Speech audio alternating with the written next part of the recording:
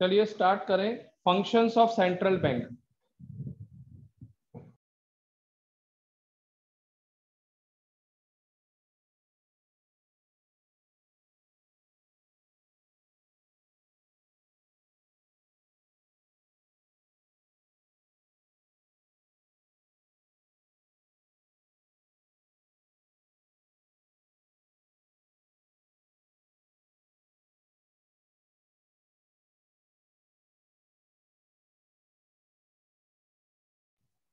चलो स्टार्ट करें बेटा, फंक्शंस ऑफ सेंट्रल बैंक।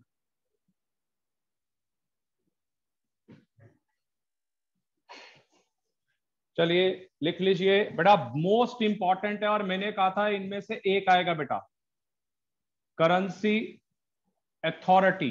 पहला फंक्शंस ऑफ सेंट्रल बैंक या आरबीआई, दूसरा बैंकर टू द गवर्नमेंट, दूसरा बेटा बैंकर टू द गवर्नमेंट, तीसरा बैंकर्स बैंक एंड सुपरवाइजर। बेटा एक कंफर्म आएगा पेपर में, मृदुल एक कंफर्म आएगा बेटा पेपर में, कंफर्म। मैंने सारा नहीं बोला, एक या दो, controller of money supply and credit.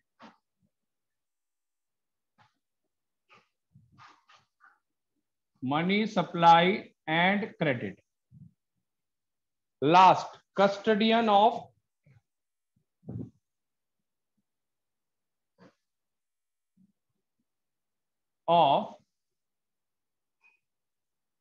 custodian of foreign exchange reserve।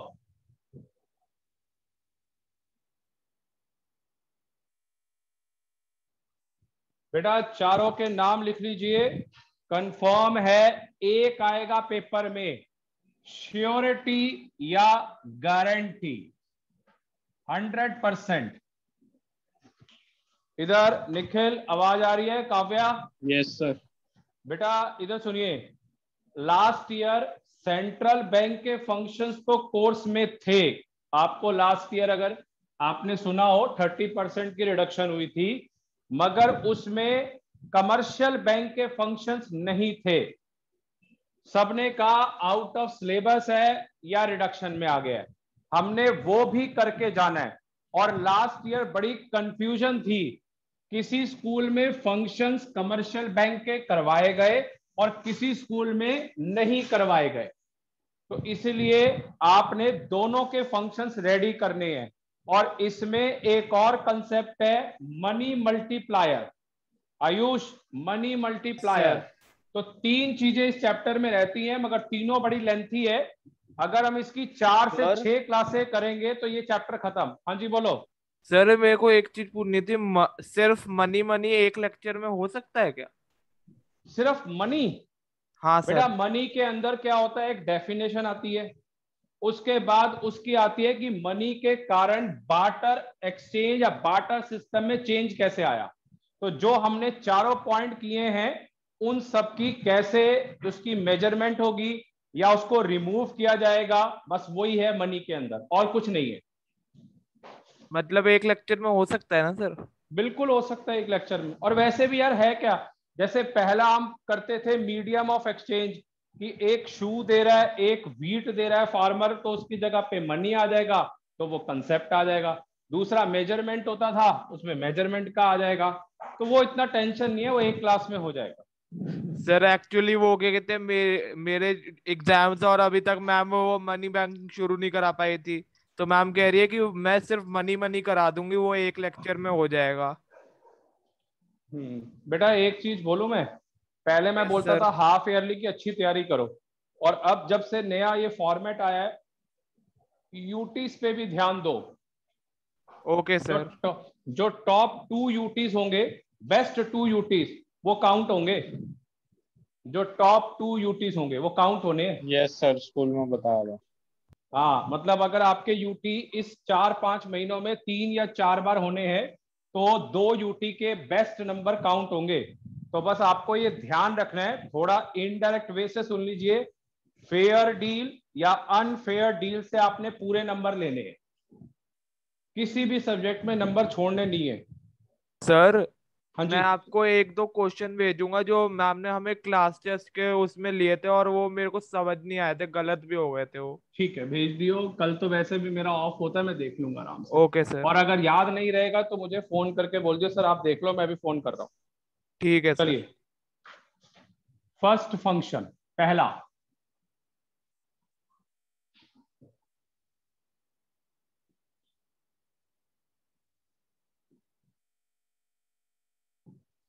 पहला फंक्शन बेटा, करेंसी अथॉरिटी।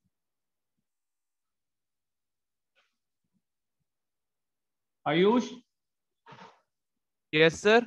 बेटा एक और चीज चेक करनी है, मैं इनको बोल चुका हूं, तू भी सुन ले बेटा। एक चीज ये चेक करनी है, क्या कोचिंग सेंटर खुल रहे हैं? अच्छा सर, मैं वो पूछ के देख लूंगा किसी से। फ्रेंड सर्कल में पूछ लो, तो फिर वो ठीक है क्लास स्टार्ट सर। करनी है मैंने ऑफलाइन में। ठीक है sir. Has central bank has the sole authority. Sole क्या होता है मेरे दोल? Sir single. सिंगल होगा। सिंगल। काव्या, सोल क्या होता है बेटा? सर सिंगल, अकेला। ठीक है। इधर मानसवी, हाँ जी सर। इधर सुनो बेटा, एक चीज सुन लो मेरी बात। आप ना जरूर क्वेश्चन के आंसर दिया करो, जो आंसर देते हैं उन्हीं के बेटा बोर्ड में नंबर आते हैं। तो आप थोड़ा सा ना बोला करो, नहीं तो मार्क्स कम आ जाएंगे, ये ध्यान रखना मेरी बात।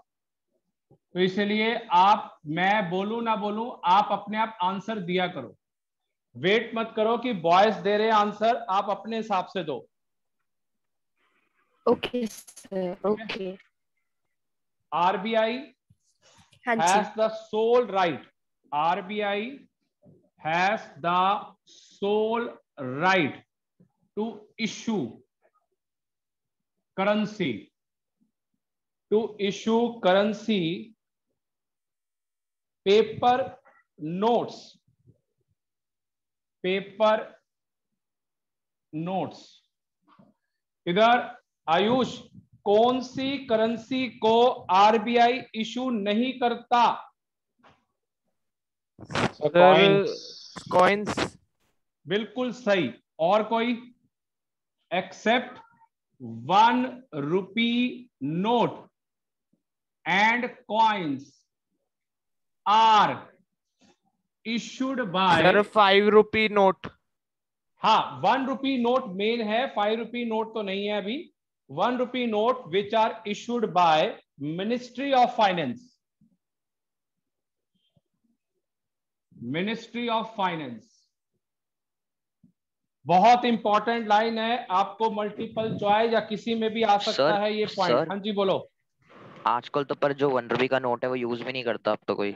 नहीं बेटे, उसकी वैल्यू बहुत है मार्केट में। आपको 1 रुपी नोट की अगर मान लो, अगर कोई टोटल गड्डी मिल जाती है, चाहे पुरानी चाहे नए नोट की, हजारों में वैल्यू है उसकी, हजारों में। क्योंकि यूज कम करते हैं ना, इसलिए यूज कम करते हैं इसकी, तो कहते हैं जो सर प्रैक्टिकली मैंने कहीं पे एंटीक सुना है, चीजों में गिना जाता है ना। 51,000 का अगर कोई 100 नोट है 1 रुपए के, तो 51,000 रुपए रेट या 1 लाख रुपए रेट है उसका। सर पुराने काफी कॉइन्स के साथ ऐसा होता है। बिल्कुल होता है, ये ध्यान से बेटा संभाल के रखना अगर किसी को मिल जाए तो। चलिए चलिए, एक बार दोबारा देख लीजिए।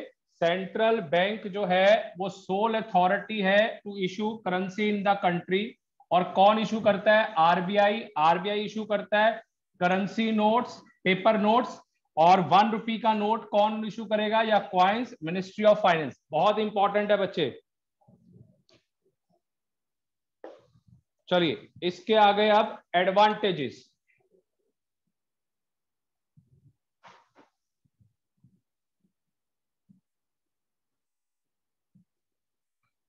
इसके लिखिए advantages. Sir ministry of finance के? नहीं बेटा, आपने लिखने हैं करेंसी अथॉरिटी के। अच्छा सर। करेंसी अथॉरिटी के एडवांटेजेस। मैंने एक लाइन खींच दी है जिससे आपको याद रहे। पहला, आपने इसकी डिटेल में नहीं जाना बेटा। यूनिफॉर्मिटी, पहला uniformity in note circulation. Kavya, इसका मतलब क्या है? Uniformity in note note circulation. सब जब sir central bank note circulate करता है तो उसमें यूनिफॉर्मिटी रखता है। यूनिफॉर्मिटी का मतलब होता है एक समान, एक समान। बिल्कुल सही, एक समान। सर मतलब जब हमेशा भी नोट्स इशू करता है तो वो एक वॉल्यूम में ही करता है, different. Public faith, public faith in the currency. Nikhil, क्या मतलब है इसका? पब्लिक फेथ इन करेंसी। सर जब नोट के ऊपर जो आरबीआई लिखा होता है उससे तो फेथ होता है, मतलब लोगों को ट्रस्ट होता है कि नोट सही Yes, है, sir. नोट सही है। बिल्कुल। अगला,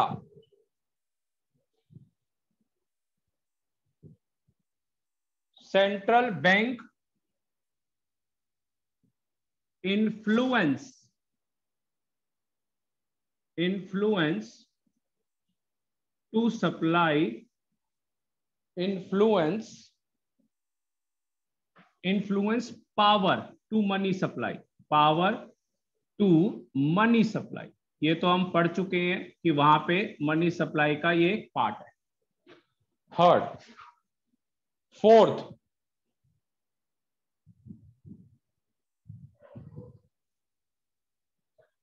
government has full control and supervision over the central bank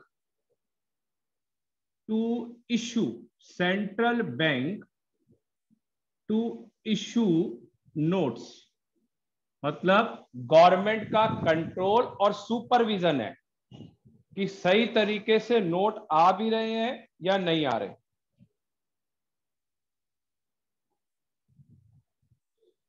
last, पांचवा, it helps in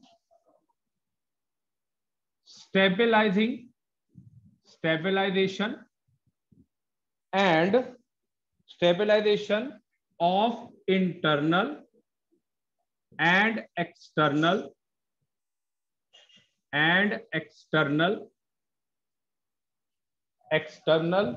value of currency, external value of currency, stabilization।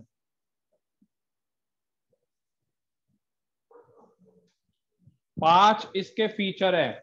Ayush, मैं फिर दोबारा बोल रहा हूं, इस 5 फंक्शंस में से एक फंक्शन पेपर में आएगा, एक फंक्शन, 5 में से एक या 2, और कंफर्म आएगा। कंफर्म मतलब केस स्टडी करके या किसी पैटर्न से आएगा। तो सबसे पहला कंसेप्ट हमने सीखा कि करेंसी नो अथॉरिटी है, जो सोल अथॉरिटी होती है। आरबीआई मेंटेन करता है करेंसी नोट्स। 1 रुपए का नोट और कॉइन कौन इशू करता है? Ministry of finance. बहुत इंपॉर्टेंट लाइन है, एक्सेप्ट वाली, ये बहुत इंपॉर्टेंट लाइन है, इंपॉर्टेंट। फिर उसके बाद इसके एडवांटेज क्या है? पहला, यूनिफॉर्मिटी, एक समान हर जगह पे। दूसरा, पब्लिक फेथ, क्योंकि आरबीआई या कुछ लिखा हुआ आता है या हम पहचान लेते हैं। सेंट्रल बैंक मनी सप्लाई का पार्ट है, वो हमने पहले भी पढ़ लिया है। Stabilisation, internal and external value of currency, बिल्कुल स्टेबलाइजेशन है, सेम तरीका। और गवर्नमेंट का फुल कंट्रोल है और सुपरविजन है कि सेंट्रल बैंक क्या इशू कर रहा है नोट्स, या नहीं कर रहा, या ढंग से नहीं कर रहा। चलिए फटाफट नोट कर लीजिए। इधर निखिल, 5 पॉइंट बेटा दोबारा एक बार बोल दे, 5 पॉइंट्स दोबारा। सही, यूनिफॉर्मिटी इन नोट सर्कुलेशन, ठीक है, public faith in the currency, ठीक है, और ये central bank influence, power to money supply. आगे, government has full control and supervision over the central bank to issue notes. बिल्कुल सही। It helps in stabilization of internal and external value of currency। और currency authority किसके पास है? RBI के पास, जो हमारी country का सेंट्रल बैंक है। और साथ में 1 रुपए का नोट और कॉइन मिनिस्ट्री ऑफ फाइनेंस से इशू होता है। मृदुल, मृदुल हाँ जी सर। बेटा फटाफट सारा शॉर्टकट में बता दे देख के। सर मतलब यही है, जो आरबीआई है वो सेंट्रल बैंक होता है, और जो अथॉरिटी है बस उसके पास है, जो करेंसी वो इशू कर सकता है। रुपए के नोट हैं, कॉइन्स होते हैं, वो मिनिस्ट्री ऑफ फाइनेंस करता है। जो कि जो अथॉरिटी एडवांटेज वो यूनिफॉर्मिटी करते हैं। और जो यूनिफॉर्मिटी, पब्लिक फेथ हो गया, मनी सप्लाई हो गया, फुल कंट्रोल एंड सुपरविजन हो गया, और लास्ट में stabilisation of internal and external value of currency. चलिए फटाफट नोट कर लीजिए, सेकंड पॉइंट पे आ रहे हैं बेटा। सर कर लिया सर हो गया। हो गया बेटा, साथ साथ आपने याद भी करना है, ये भी ध्यान रखना।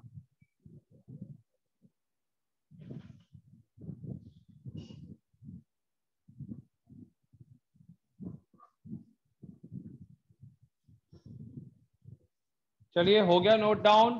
निखिल, काव्या हो गया। सेकंड पॉइंट पे आओ। Yes sir. यस हाँ सर। जी सर। दूसरा बेटा, इतनी तैयारी रोज करनी है कि मैं लर्न कर सकूं। मैं शुरू से बिलीव करता हूं लर्न करने पे। तो आप लोग जो हैं, अगर ये बिल्कुल थ्योरेटिकल है इसके अंदर, तो आप जरूर लर्न करना या एक दो बार रीडिंग मार लेना, बस आपको याद रहेगा। वैसे तो अब आपको समझ आ गया करेंसी नोट्स कौन इशू करता है। 1 रुपए का नोट मिनिस्ट्री ऑफ फाइनेंस, और बाकी हमने छोटे छोटे पॉइंट क्या पढ़े अभी हमने मृदुल?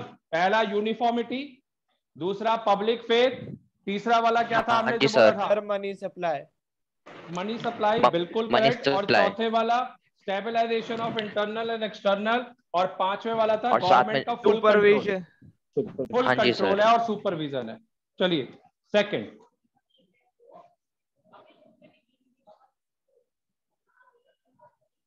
banker to the government. Second, banker to the government. RBI acts as a banker, agent and financial advisor. Financial advisor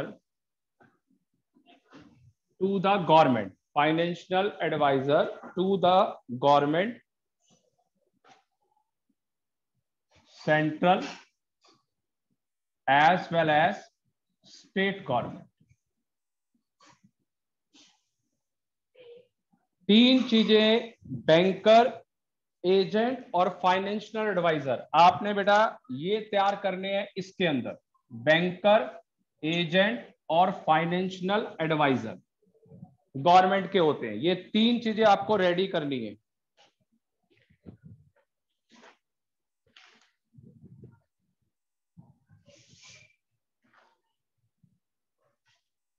चलिए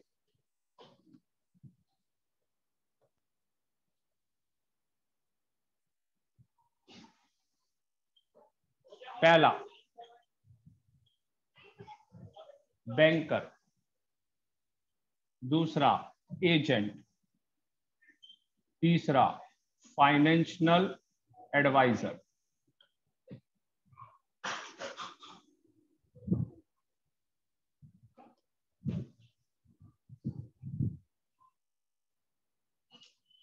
It carries all the business activities of the government. सारी एक्टिविटी देखते हैं। All the business activity of the government.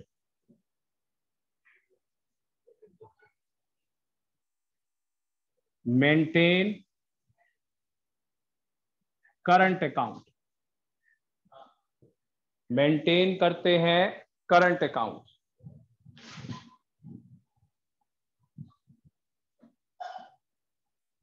accept receipt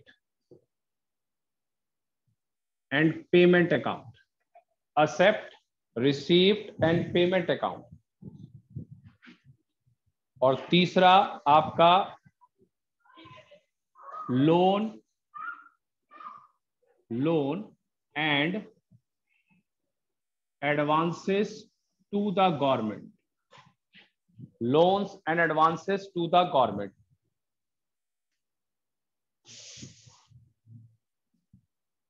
advances to the government, तो ये 3 role हैं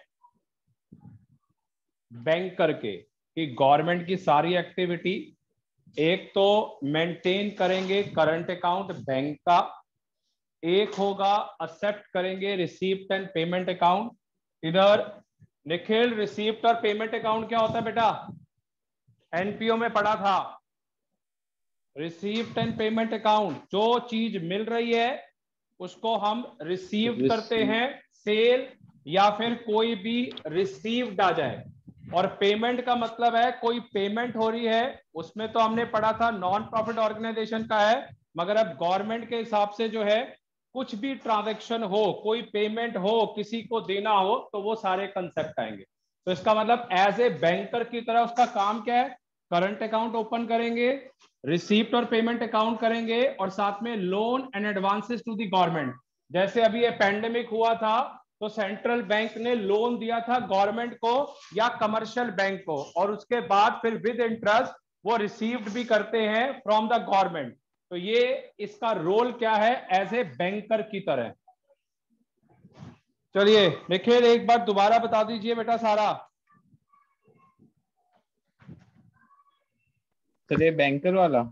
हाँ जी, banker वाला। To carry all the business activity of the government, maintain करेंगे गवर्नमेंट का करंट अकाउंट, उसके बाद एक्सेप्ट करेंगे रिसीप्ट और पेमेंट अकाउंट, जिससे कोई ट्रांजैक्शन, रेमिटेंस है, पेमेंट है, और सारा का सारा loans and advances to the government.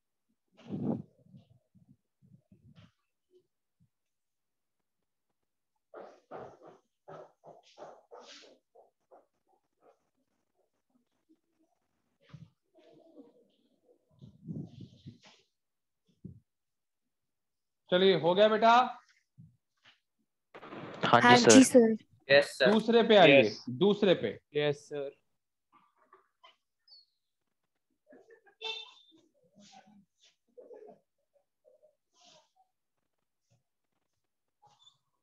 चलिए सेकंड पॉइंट आपका बेटा, as an agent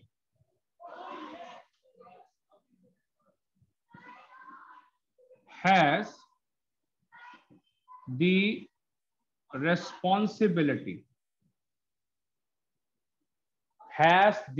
responsibility of managing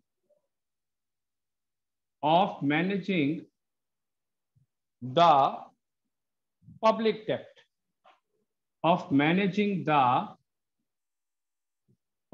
debt, तो ये हो गया आपका सेकंड पॉइंट, कि एजेंट के रूप में रिस्पॉन्सिबिलिटी है क्या? पब्लिक डेप्ट है।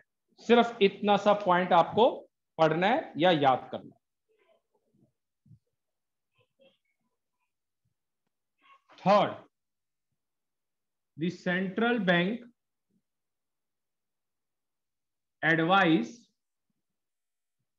To the government for economical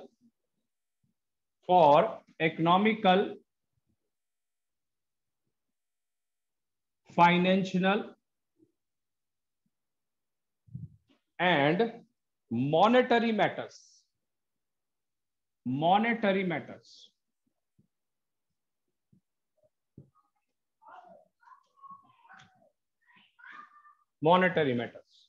तो 3 पॉइंट्स हो गए इसके अंदर। एक, हम बैंकर की तरह ट्रीट करेंगे, तो जस्ट लाइक एन अकाउंटेंट की तरह है। दूसरा, एजेंट है तो पब्लिक डेब्ट की कैसे करनी है। तीसरा, फाइनेंशियल एडवाइजर का मतलब है वो उसकी हेल्प करेंगे। इस जैसे पेंडेमिक में हेल्प की गई है सेंट्रल बैंक के थ्रू, तो कोई भी होगा, फाइनेंशियल मैटर है, इकोनॉमिकल मैटर है जिसके अंदर जीडीपी आ जाता है, एंड मॉनेटरी मैटर्स, इन सब के लिए आपको देखना पड़ेगा। तो चलिए फटाफट नोट कर लीजिए बेटा।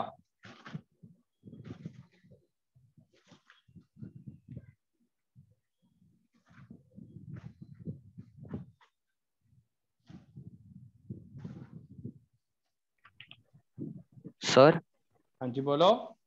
स्टेट गवर्नमेंट को भी जो आरबीआई वो एडवाइस करता है। हाँ तो ये अच्छा। गवर्नमेंट का मतलब बेटा दोनों हो गए ना।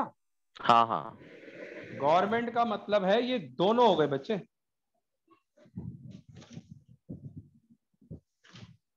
Sir done. हो गया। सर अब एक बात हो गया बताओ, सर। इधर सुनो बेटा, ये ऐसा कंसेप्ट है, अगर आपको इतना ही समझ आ गया है तो सफिशिएंट है क्लास के लिए, या तीसरा चौथा भी शुरू करूं उसमें टाइम लगेगा, क्योंकि मेरे हिसाब से लर्निंग पोर्शन है सिर्फ 2 पढ़िए, फिर नेक्स्ट क्लास में और अगले 3 पढ़िए और पूरा तैयार हो गया। उससे ये होगा कि सर आपको टोटल सेंटर 5 फंक्शन है ना? बेटे 5 फंक्शन है, अभी मैंने सिर्फ 2 डिस्कस किए, सिर्फ 2। सर हाँ जी बोलो। सर आरबीआई का कोई हेड ऑफिस भी होगा ना? बेटे आरबीआई का हेड ऑफिस मैंने बताया था, सबसे पहले जो बना था वो महाराष्ट्र में है और आज भी वहीं पे ही है मेन, मगर दिल्ली ओके के अंदर सर। भी सब हेड बन गया इसका। ठीक है, ठीक है सर। चलिए बस 2 पॉइंट्स ठीक है यार, बहुत है, 2 पॉइंट्स कर लीजिए। यस और सर। साथ यस में सर। अभी हाँ आप जी commercial sir. Bank central bank की डिफरेंस, कमर्शियल बैंक क्या होता है, सेंट्रल बैंक, थोड़ा थोड़ा साथ साथ याद हो जाएगा। एक हफ्ते में 4 से 6 क्लासों में पूरा कंसेप्ट हो जाएगा, तो लर्न भी हो जाएगा इसी बहाने। और फिर I am once again repeating, 1 महीने में 2 चैप्टर या 2.5 चैप्टर होने जरूरी है, चाहे वो मैक्रो हो चाहे वो इंडियन इकोनॉमी हो। तो हम इसकी स्पीड के हिसाब से जो चल रहे हैं, मोस्ट प्रॉब्ली शायद 4 से 6 क्लासेस, तो 11, 12 या 15 जुलाई के आसपास ये खत्म हो जाएगा, नेक्स्ट चैप्टर स्टार्ट हो जाएगा इंडियन इकोनॉमी का। तो मेरी स्पीड बिल्कुल कंसिस्टेंट है, सेम इन अदर सब्जेक्ट्स, जो आप अदर सब्जेक्ट पढ़ते हैं उसमें भी मेरी स्पीड ठीक है, तो इसलिए मैं खींचता जा रहा हूं। और आपने जो मैंने आपको काम बोला है वो आप मुझे सर्च करके बताएंगे ऑफलाइन का क्या तरीका है, कब से शुरू करें। सर जो हमारे घर के पास नहीं है, हाँ वो मतलब उसने भी नहीं खोली अभी, बंद है उसका जो वो सेंटर। आपकी लाइन में है। हाँ जी, मतलब घर के जो नीचे है, जो आपके ठीक, सेंटर के साथ में है। अच्छा चलो ठीक है फिर। अभी वैसे आपको ऑनलाइन में सारा क्लियर है Nikhil? Yes. Yes yes sir. Sir. हाँ बेटे एक एक वर्ड समझ आ रहा है बोथ सब्जेक्ट्स? हाँ जी सर। Yes sir. हाँ जी sir. Yes yes sir. Sir. मतलब ऐसा तो नहीं है कि भाई अनकंफर्ट हो, मुझे आ नहीं रहा, मुझसे याद नहीं हो रहा या कुछ है? देखो बुक के क्वेश्चन या कुछ भी है वो तो बाद में ही होंगे, मगर अभी कम से कम हम कुछ तो खींच लें। ठीक है, यस सर। चलिए फिर नेक्स्ट क्लास में ज्वाइन करते हैं। बेटा प्लीज याद करना, मैं कल आपसे पूछूंगा ये दोनों पॉइंट्स।